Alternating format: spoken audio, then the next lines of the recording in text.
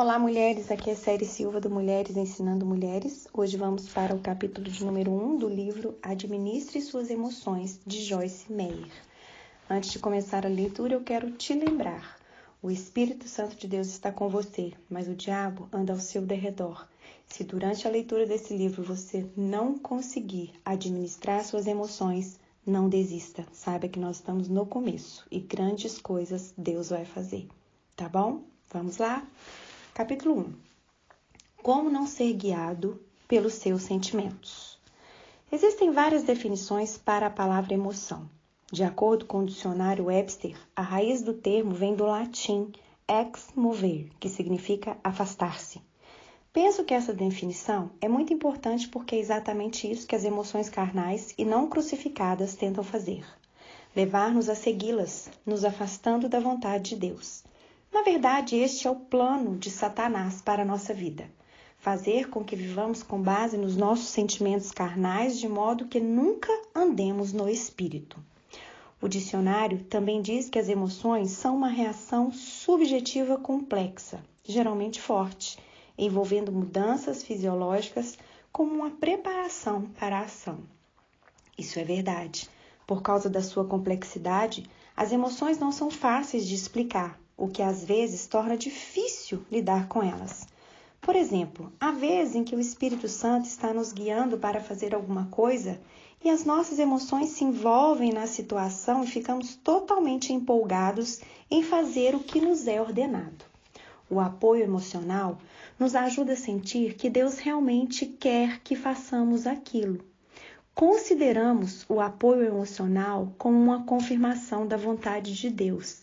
Outras vezes, o Senhor nos impulsiona a fazer determinada coisa, mas nossas emoções não querem ter nada a ver com o que Deus está nos revelando e nos pedindo para fazer.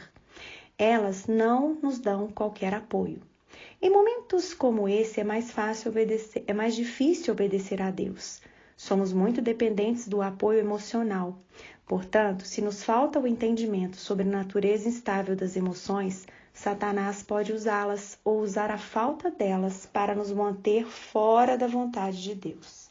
Acredito firmemente que nenhuma pessoa possa caminhar dentro da vontade de Deus e andar em vitória se seguir o conselho das suas emoções.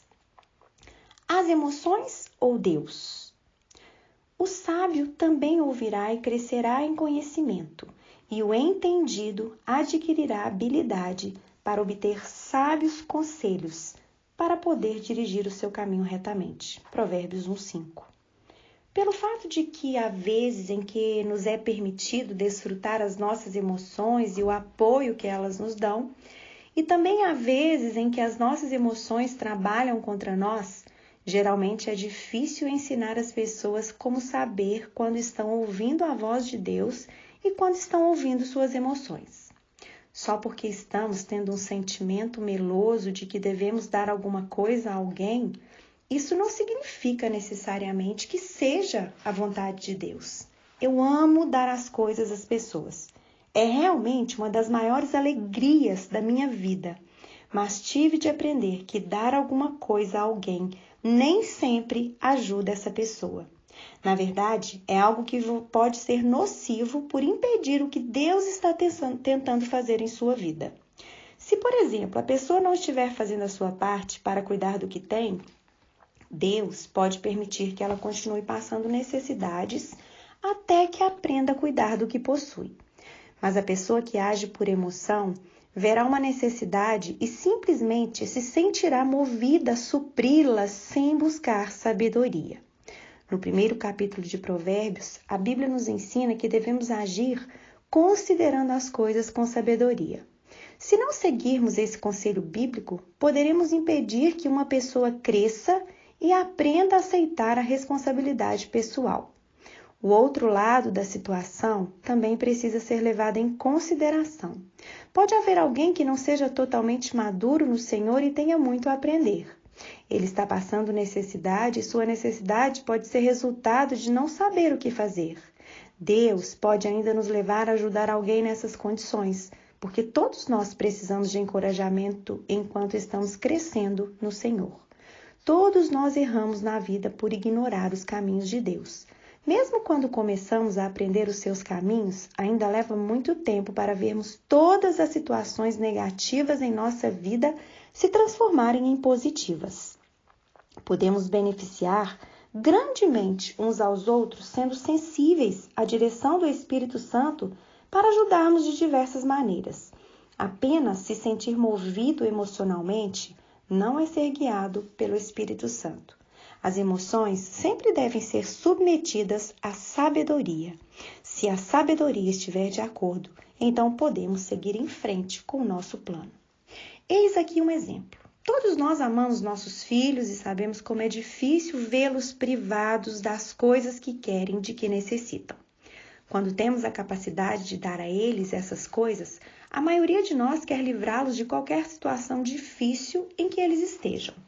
Isso pode ser muito bom na maioria das vezes. É bom ajudar nossos filhos e fazer com que eles saibam que podem contar conosco quando precisarem de nós. No entanto, preservá-los de todas as situações difíceis pode impedir que eles cresçam.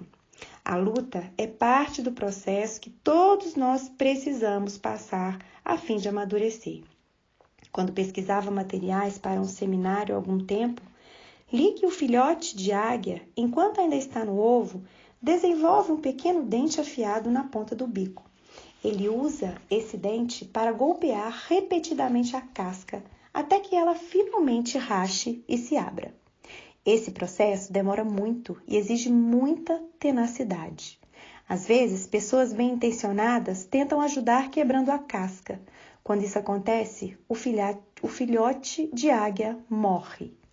Assim como o bebê águia, os jovens precisam da experiência do esforço para ajudá-los a se preparar para a vida. Devemos ajudar nossos filhos, mas não a ponto de impedir que eles amadureçam.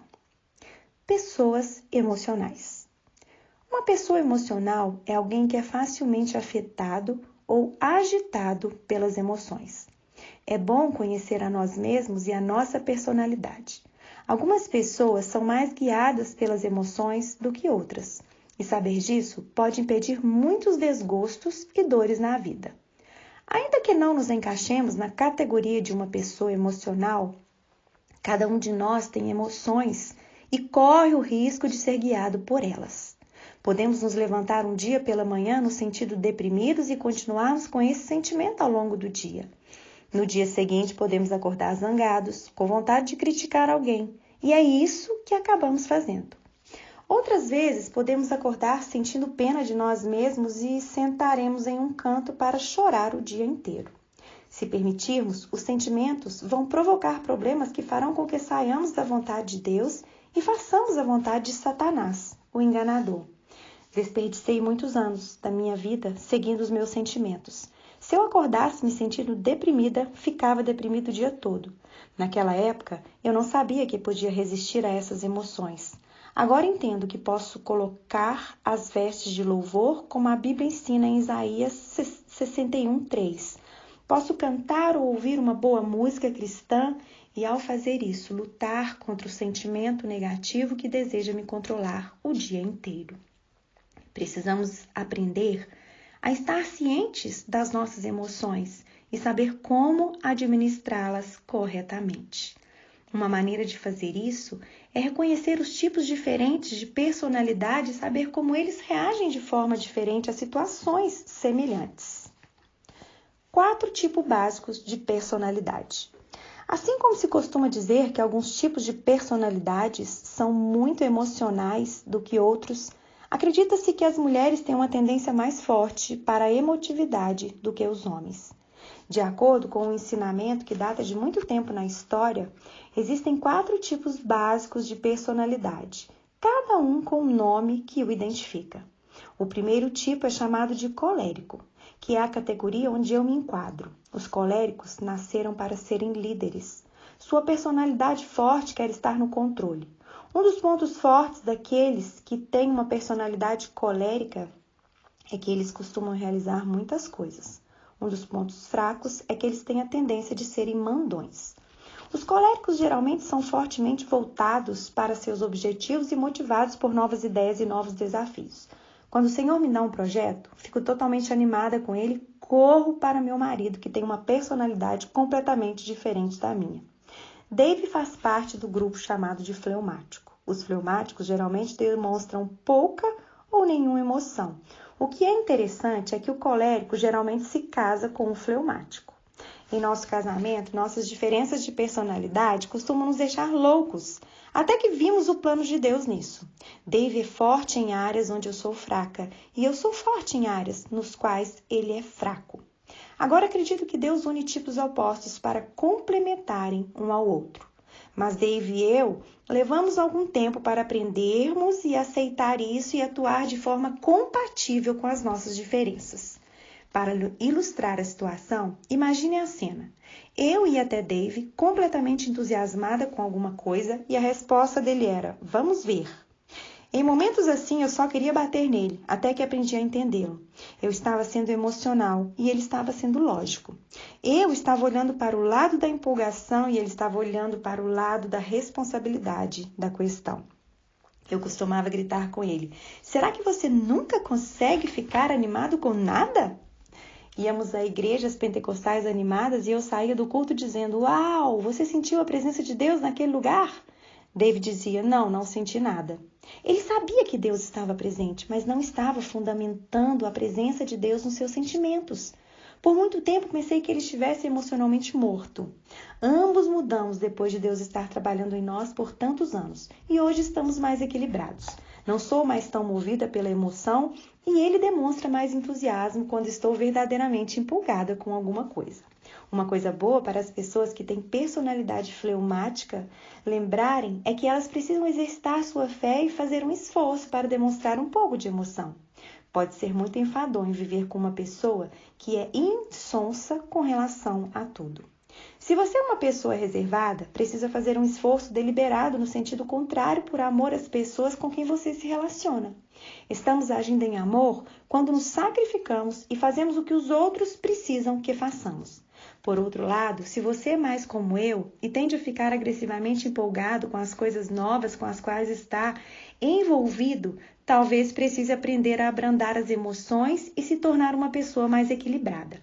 Lembre-se de que é difícil para uma pessoa mais séria e sóbria se identificar com você, porque ela realmente não sente o que você sente. A resposta, naturalmente, é o equilíbrio, como discutiremos mais adiante. O terceiro tipo de personalidade é conhecido como sanguíneo. Esse é o tipo mais emocional de todos. A personalidade sanguínea é efervescente e parece passar pela vida saltitando. É fácil dizer quando uma pessoa sanguínea entra na sala. A voz dela pode ser ouvida acima de todos os outros. Ah, estou tão empolgada por estar aqui. O sanguíneo tem a tendência de irritar o colérico, principalmente um colérico como eu. Sou o tipo de pessoa séria, voltada para um objetivo, que sempre tem um plano e está se movendo em direção dele. Quando um sanguíneo entra saltitando, ele geralmente me perturba, mas o sanguíneo talvez nem perceba. Por ser tão cheio de alegria e energia, ele geralmente não se dá conta de qualquer outra coisa a não ser se divertir. Os sanguíneos costumam se casar com um quarto tipo, chamado melancólico. Como você pode imaginar, os melancólicos são aqueles que têm mais problemas de depressão. Eles são as pessoas profundas, pensadoras e organizadoras. Eles são daqueles que tão organizados que arrumam suas estantes de condimentos em ordem alfabética. Amarram os cadarços e os colocam dentro dos sapatos antes de colocá-los cuidadosamente no armário. Eles acreditam que existe um lugar para tudo e que tudo deve estar em seu lugar. Os sanguíneos frequentemente não são muito disciplinados, e isso naturalmente é algo muito difícil para os tipos melancólicos. Os melancólicos são pessoas realmente arrumadas. Eles sempre têm um plano, mas geralmente acabam se casando com sanguíneos que não se importam nem um pouco se existe um plano ou não. Mesmo se eles tivessem um plano, os sanguíneos não se lembrariam dele por mais de 5 minutos. Eles são aqueles que deixam o carro em um estacionamento e não conseguem se lembrar de onde o deixaram. Você acha que um sanguíneo se preocupa com isso? Não, a mulher que conheci que fez isso. Ela achou engraçado. Agora ela tem uma nova história para contar nas festas de que participa. Como você deve ver, a maneira como você e eu reagimos às emoções depende até certo ponto de qual destes 4 tipos descreve melhor a nossa personalidade individual: colérico, fleumático, sanguíneo ou melancólico. A maioria de nós é uma mistura de 2 ou mais tipos de personalidade. Conhecer a si mesmo é muito útil. Existem alguns bons livros cristãos disponíveis sobre o assunto. Temperamento Controlado pelo Espírito, de Tim LaHaye, Your Personality Tree, A Sua Árvore da Personalidade, de Florence Littauer. Lembre-se sempre de que podemos aprender a controlar nossos pontos fracos por intermédio do Espírito Santo e, ao fazer isso, nos tornamos pessoas equilibradas que não podem ser controladas por Satanás. Até o nosso próximo áudio.